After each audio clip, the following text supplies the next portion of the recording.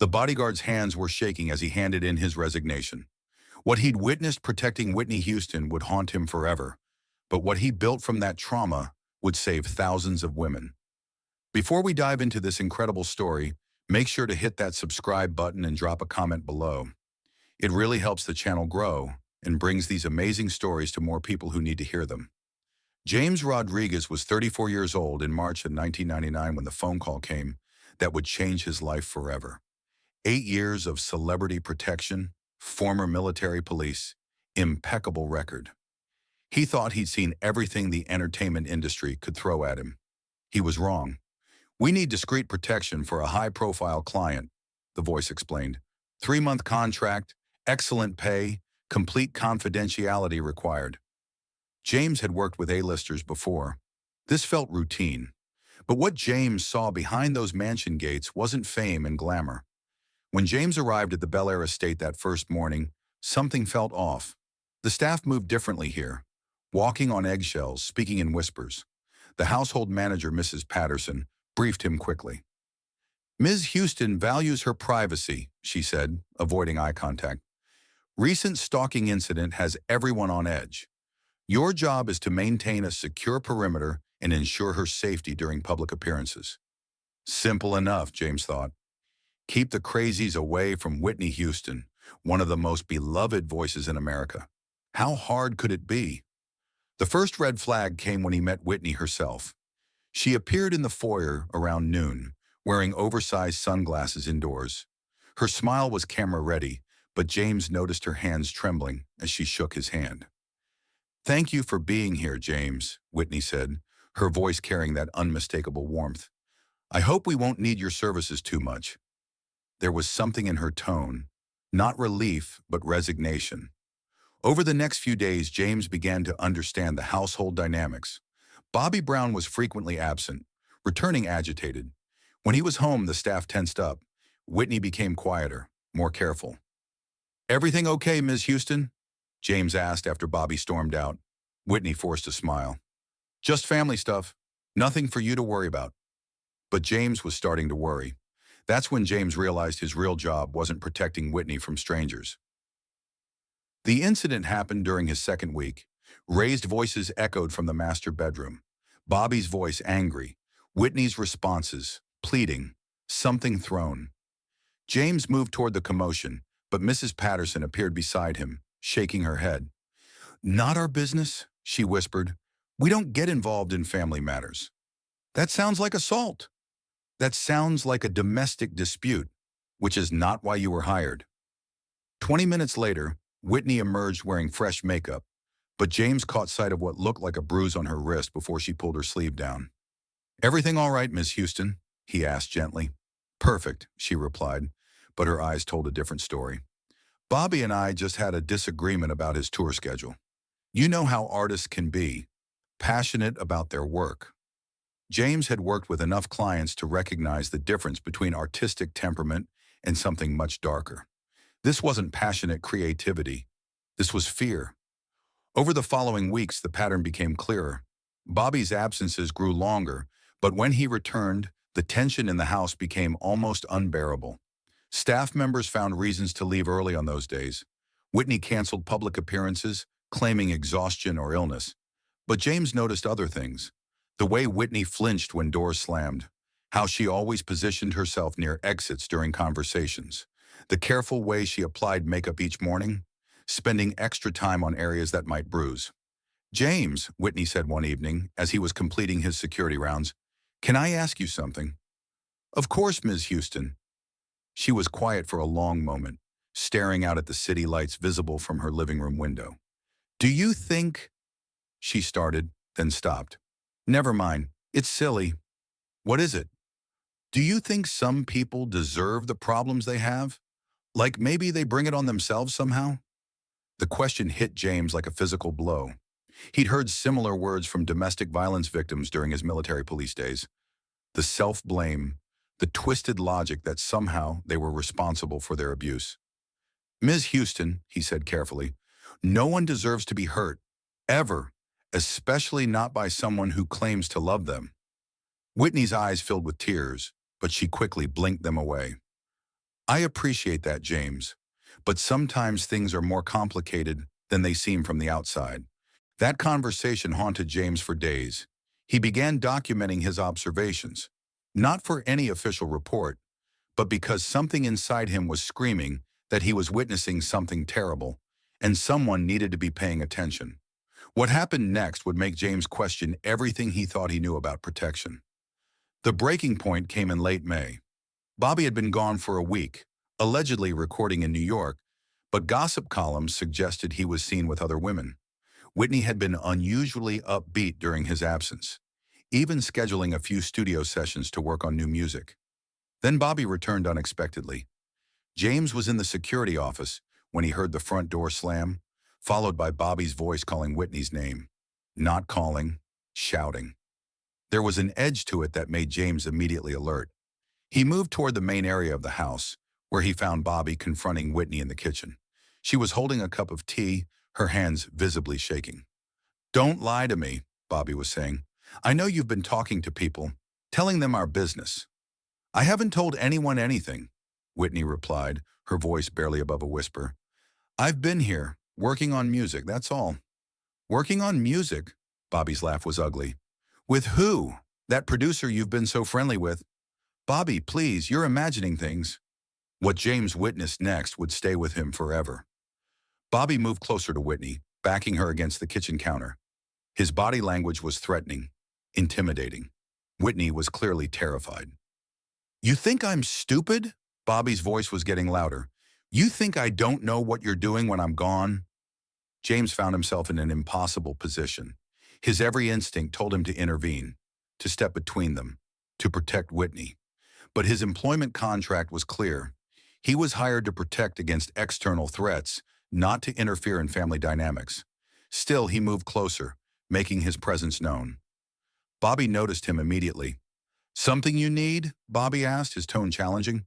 "Just checking the perimeter," James replied evenly, "making sure everything's secure." Bobby's eyes narrowed, but he stepped away from Whitney. The immediate physical threat was over, but the tension remained thick in the air. Later that evening, James found Whitney sitting alone on the back patio. "Ms. Houston, everything okay?" She looked up at him, dropping the mask completely. Her eyes were red from crying. "James," she said quietly, "can I ask you something?" "Always." "What would you do if someone you loved was hurting you, but leaving them would hurt other people?" James sat down across from her. This was one human being reaching out to another for help.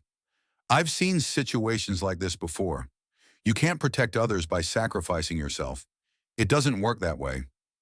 Whitney was quiet for a long time. Then she said the words that would echo in James's mind for the next 20 years. "Help me, James. Please help me." "How? What kind of help do you need?" "I don't know," Whitney admitted. "I just know that I'm drowning, and you're the only person around here who seems to see it." James spent that entire night agonizing over Whitney's plea. As a military police officer, he'd been trained to help domestic violence victims. But as a private security contractor, he was bound by different rules, different limitations. The next morning, he called his supervisor to discuss the situation. The response was swift and unambiguous. "Your job is external security, Rodriguez, period. Whatever's happening inside that household is not your concern. If you can't handle that boundary, we'll replace you with someone who can." The message was clear. Stay in your lane, collect your paycheck, and ignore the woman who'd asked for your help. That's when James made the hardest decision of his professional life. James walked away from Whitney Houston, but he'd never walk away from his mission again. The resignation was brief. "Effective immediately, I'm terminating my contract. Please arrange for my replacement as soon as possible." He found Whitney in her music room, sitting at the piano, playing something soft and melancholy. "You're leaving," she said without looking up from the keys. It wasn't a question. "Yes, ma'am." "Because of what I told you last night?" James struggled to find the right words. "Because I can't help you the way you need to be helped, and staying here, pretending to protect you while ignoring the real danger. I can't do that anymore." Whitney finally looked at him, and he saw understanding in her eyes. Not anger, not abandonment, understanding. "You're probably the first honest man I've met in a long time," she said. Everyone else pretends not to see what's happening, or they see it and decide it's not their problem. At least you're admitting you can't help. That's not exactly it, James said carefully. It's that the help you need isn't something I can provide under these circumstances. But that doesn't mean help doesn't exist. What do you mean? James pulled out a business card and placed it on the piano. National Domestic Violence Hotline. They have resources, safe houses, legal support, people who understand situations like yours. Whitney picked up the card, studied it for a moment, then slipped it into her pocket. Thank you, James, for seeing me, for caring enough to walk away when you couldn't help properly. I'm sorry I couldn't do more. You did more than you know. As James packed his equipment that afternoon, Mrs. Patterson approached him in the driveway. You know this isn't going to change anything, she said. There'll be another security guard here by tomorrow. This household will keep functioning exactly the same way. Maybe, James replied, but I won't be part of it anymore. Driving away from that mansion was one of the hardest things James had ever done. He felt like he was abandoning someone who'd specifically asked for his help. But he also knew that staying would have meant becoming complicit in a system that enabled Whitney's suffering. What started as guilt over Whitney became hope for thousands of women. James spent the first few months after leaving Whitney's employ trying to return to normal celebrity protection work. But every assignment felt hollow.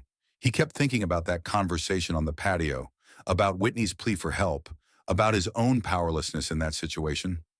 6 months later, using his savings and a small loan, James rented a modest house in East LA and founded what would eventually become the Rodriguez Protection Foundation. The idea was simple, James explains from his office.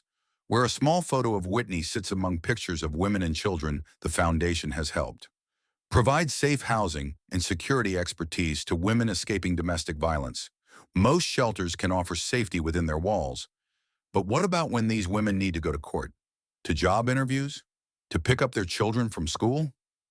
James's military and security background gave him unique insights into personal protection that traditional social services often lacked. He could assess real threats, design security protocols, and understand the psychology of both abusers and victims. The foundation's first client was Maria Santos, a teacher whose ex-husband had been stalking her for months. I was terrified to leave my apartment, Maria recalls. The police said they couldn't do anything unless he actually hurt me. James showed me how to vary my routines, recognize surveillance, create safe zones. But more than that, he believed me when I said I was in danger. Word spread quickly through domestic violence counselor networks. By the first year's end, James had helped over 50 women create safety plans and escape dangerous situations.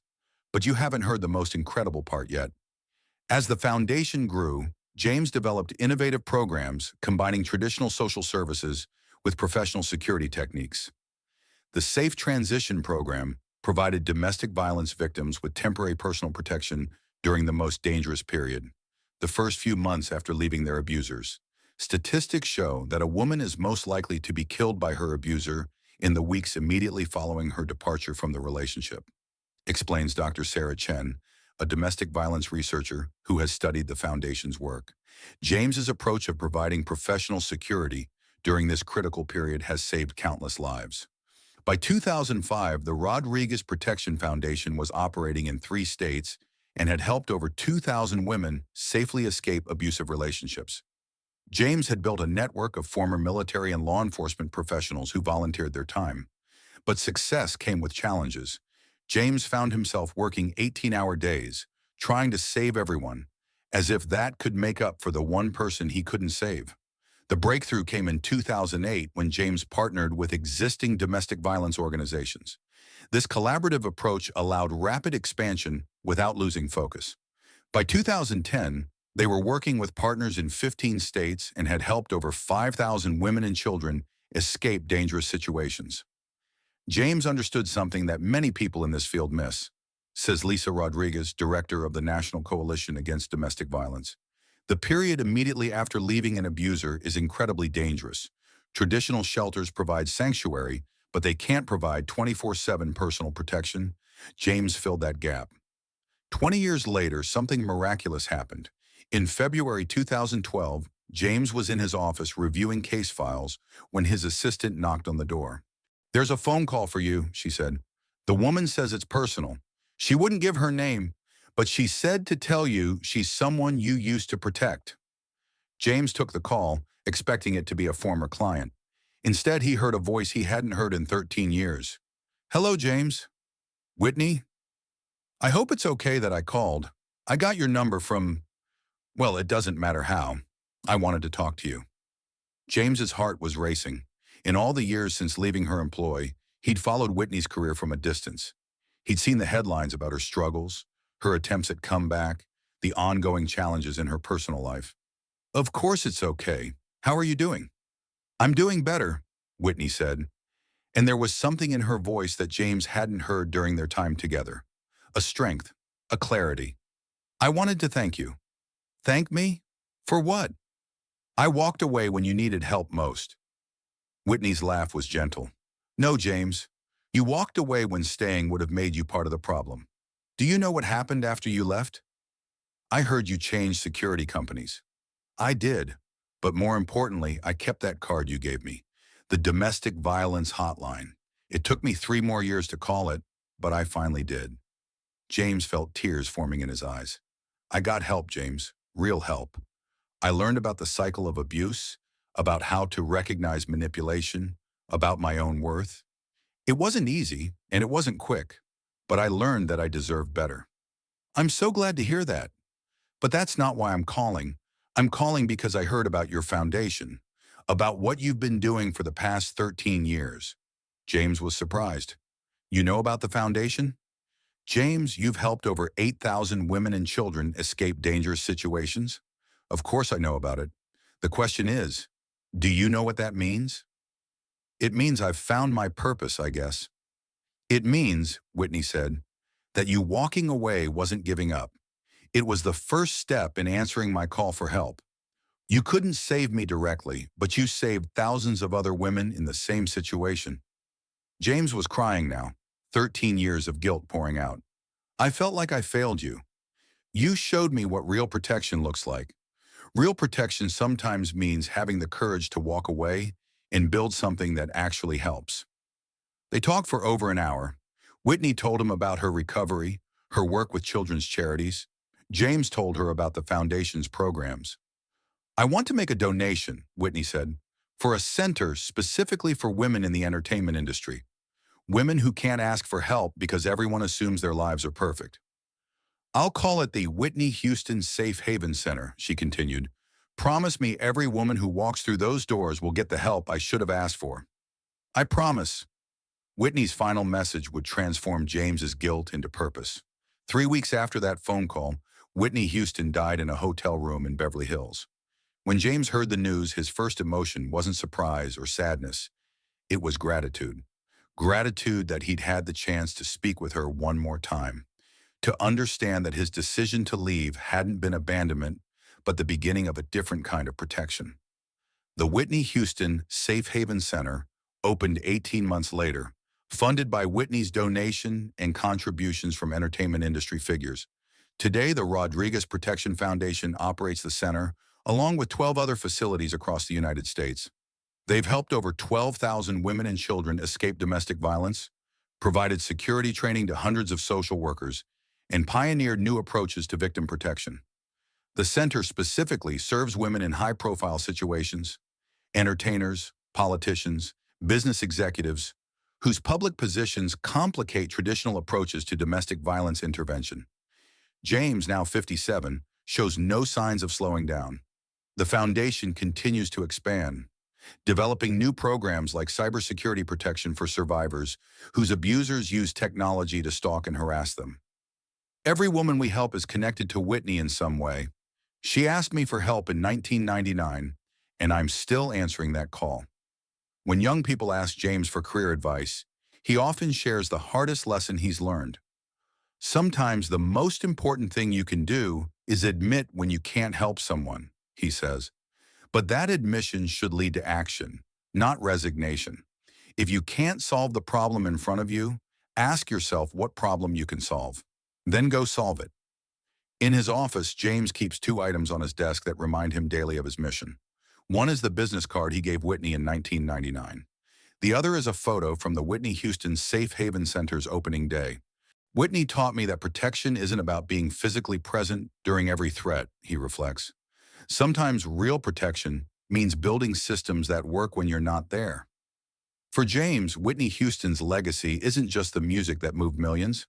It's the network of protection that grew from one woman's plea for help and one man's decision to transform his guilt into purpose. She asked me to help her in 1999, James says.